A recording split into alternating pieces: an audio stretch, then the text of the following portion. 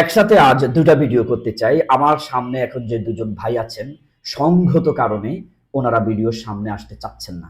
কোনো সমস্যা নেই। ওনারা দুজনেই হিন্দু ধর্মের মানুষ, মানে ধর্মটা ওনাদের হিন্দু। এই হিন্দু ধর্মের কি আর কোনো নাম আছে ভাই? একটু মানে মানে আমরা যেরকম এটা একটু হাতে নেন। আমরা যেরকম বলি আমরা মুসলমান, মুসলিম ধর্ম, ইসলাম ধর্ম। আপনাদের ওখানে কি মানে আমি যে হিন্দু ধর্ম বলতেছি এতে কি আপনারা কষ্ট পাচ্ছেন? না, না। নাকি আপনাদের অন্য কোনো নাম আছে? না, আমাদের সনাতনে জন্মাইছে। এমনিতে আমাদের টাইটেল হলো রবিদাসারি। মানে সনাতন ধর্ম। সনাতন আর ধর্ম টাইটেল হলো রবিদাস। রবিদাস। জি। রবিদাস শাড়ি। মাশাল্লাহ।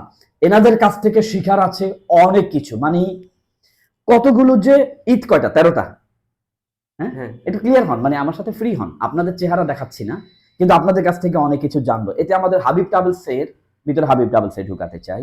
আলহামদুলিল্লাহ হাবিব ট্রাভেলস। মানে আমরা চাই নবীওয়ালা প্রতিষ্ঠান তৈরি করতে এখানে। মানুষ যেন অন্য ধর্মের হয়েও আমাদের প্রতি বিশ্বাস স্থাপন করে, মানে যেন বলতে বাধ্য হয় হাবিব ট্রাভেলসে গিয়ে ধোকা খাই নাই। অর্থাৎ ভাবা যায় ওনাদের ধর্ম অন্য, তাহলে ওনাদের ভিতরে এতটুকু একটু কাজ করেছে নিশ্চয়ই। আধো হুজুরদের কাছে গেলে, ইসলাম ধর্মের কাছে গেলে আমাদেরকে ধ্বংস করে দেয় কিনা, আমাদের টাকা মেরে দেয় কিনা। 100% বলতেছি ভাই, নিশ্চিন্তে থাকেন, আপনারা আমার এলাকার মানুষ। আপনাদের 1 টাকাও এখানে 9-6 হবে না ইনশাআল্লাহ। ইনশাআল্লাহ। আচ্ছা, একটু ভরসা ফ্রিলি করেন। বলবেন, ফ্রি বলবেন। আপনারা যখন আমাদের কাছে আসতে গেছিলেন, তখন আপনাদেরকে কি পরিবারের কেউ বা অন্য কেউ একটু আমাদের সম্পর্কে একটু ভিন্ন কোনো কিছু বলেছে যে এরা মারি দিতে পারে, ধোঁকাবাজ হতে পারে?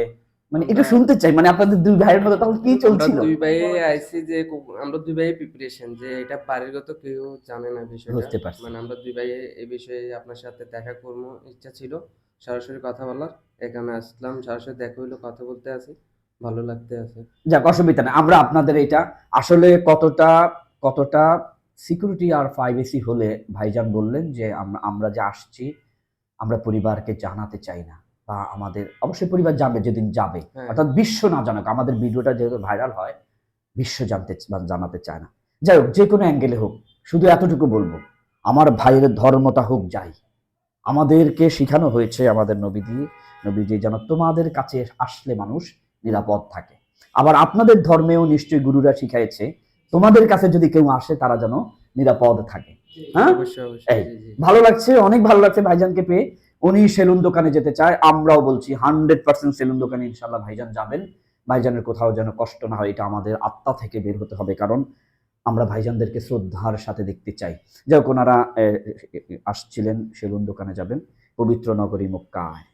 ভাবা যায় আমি যদি ওনাকে ঘৃণা করি বা ওনাকে রাস্তাচ্যুত করি, তাহলে যেই দেশ এত বড়, কোটি কোটি হাজার মিলিয়ন মিলিয়ন কোটি মানুষের জীবিকার ব্যবস্থা করে, সেই দেশ তো সাদরে গ্রহণ করতেছে। আসেন, কোনো সমস্যা নেই, কোনো সমস্যা নেই।